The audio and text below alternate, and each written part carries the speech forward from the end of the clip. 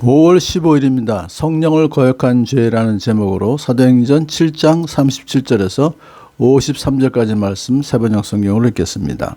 하나님께서는 나를 세우신 것과 같이 너희를 위하여 너희의 동족 가운데서 한 예언자를 세워주실 것이다 하고 이스라엘 백성에게 말한 사람이 바로 이 모세입니다.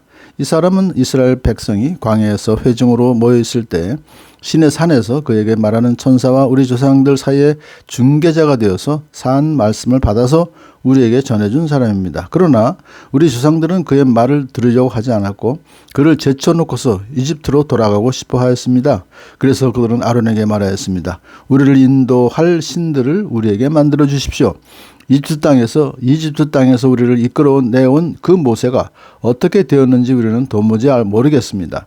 그때 그들은 송아지를 만들어 놓고서 그 우상에게 희생제물을 바치고 자기들의 손으로 만든 것을 두고 즐거워하였습니다. 그래서 하나님께서는 그들에게서 얼굴을 돌리시고 그들을 내버려 두셔서 하늘의 별들을 섬기게 하셨습니다. 이것은 예언자들의 책에 기록된 바와 같습니다. 이스라엘 가문아, 너희가 40년 동안 광야에 있을 때 희생물과 제물을 내게 바친 일이 있었느냐? 너희는 몰렉 신의 장막과 레판 신의 별들을 받들었다. 그것들은 너희가 경배하려고 만든 형상들이 아니더냐? 그러므로 나는 너희를 바벨론 저쪽으로 옮겨버리겠다. 우리 조상들이 광야에 살 때 그들에게 증거의 장막이 있었습니다. 그것은 모세에게 말씀하시는 분이 지시하신 대로 만든 것인데 모세가 본 모형을 따라 만들었습니다. 우리 조상들은 이 장막을 물려받아서 하나님께서 우리 조상들 앞에서 쫓아내신 이방 민족들의 땅을 차지할 때 여호수아와 함께 그것을 가지고 돌아왔고 다윗 시대까지 물려받았습니다. 다윗은 하나님의 은총을 입은 사람이므로 야곱의 집안을 위하여 하나님의 거처를 마련하게 해달라고 간구하였습니다. 그러나 야곱의 집안을 위하여 집을 지은 사람은 솔로몬이었습니다. 그런데 지극히 높으신 분께서는 사람의 손으로 지은 건물 안에 거하지 않으십니다. 그것은 예언자가 말하기를 주님께서 말씀하신다. 하늘은 나의 보좌요 땅은 나의 발판이다. 너희가 나를 위해서 어떤 집을 지어주겠으며 내가 쉴 만한 곳이 어디냐. 이 모든 것이 다 내 손으로 만든 것이 아니냐 한 것 같습니다. 목이 곱고 마음과 귀의 할례를 받지 못한 사람들이여, 당신들은 언제나 성령을 거역하고 있습니다. 당신네 조상들이 한 그대로 당신들도 하고 있습니다. 당신네 조상들이 박해하지 않은 예언자가 한 사람이라도 있었습니까? 그들은 의인이 올 것을 예언한 사람들을 죽였고 이제 당신들은 그 의인을 배반하고 죽였습니다.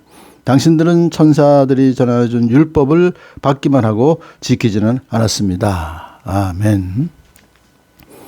지금 스데반이 결국은 모세 이야기를 계속해 나가는 가운데 모세의 신분과 정체성에 대해서 말하죠.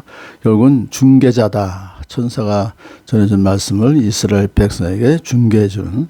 근데 살아있는 말씀이 결국은 율법을, 십계명과 율법을 말하는데요.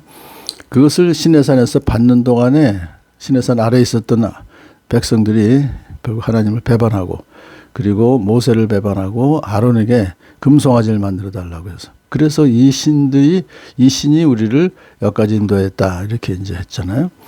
그래서 이것이 결국은 하나님의 말씀을 받은 이스라엘 백성들이 결국은 하나님을 배척했다. 이 모세를 거부하고 도리어 애굽을 그리워하면서 우상을 만들어 숭배했다.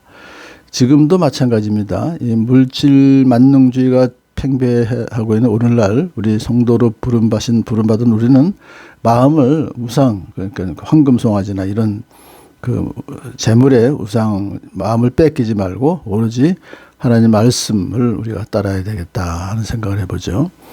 자, 그 다음에 이제 다윗 이야기를 하면서 다윗이 장막을 지으려고 했지만 못 짓고 이제 그 아들 솔로몬이 지었잖아요. 그렇지만은 솔로몬이 그 아주 훌륭한 성전을 지었다 할지라도 하나님은 그 건물 안에 거하는 분이 아니다. 사람의 손으로 만든. 그럼 어디 계시냐? 하나님은 하늘이 나의 보좌요, 땅이 나의 발판이다. 이사야서 66장 1절 2절. 그러니까는 결국은 무소부지하신 하나님인데 내가 그래 조그만 그 성전에 머물겠느냐? 왜 이 말씀을 하냐 하면요. 그 당시에 이스라엘 백성이 성전만이 하나님의 처소라고 굳게 믿었어요. 그러니까 이것은 뭐냐면 창조주 하나님을 성전이라는 제한된 공간 안에 가두어 두려고 했던 것이고 이 건물을 숭배하게 하는 그런 우상이 된 거예요. 그 성전이. 그래서 우리는 이 성전을 하나님 계시기 때문에 절대로 망하지 않는다. 그렇지만 바벨론에게 망해서 다 끌려갔잖아요. 그거예요. 그래서 참 하나님은 건물의 크기와 규모를 기준으로 우리 교회를 평가하지 않으십니다. 오직 한 성령 안에서 거룩한 처소로 지어져가는 성도들의 거룩한 행실과 서로 사랑하는 것을 눈여겨보시지 그 건물의 크고 작은 거기에 하나님은 관심을 두지 않으신다 하는 걸 우리가 볼 수 있습니다. 오늘도 스데반은 구약성경 아모스서 5장과 또 이사야서 66장을 꿰는 거예요. 이스라엘 역사는 물론 꿰지만은 그렇게 해서 거기서 결국은 이 말을 하고 싶었잖아요. 51절에 목이 곧고 마음과 귀에 할례를 받지 못한 사람들이요.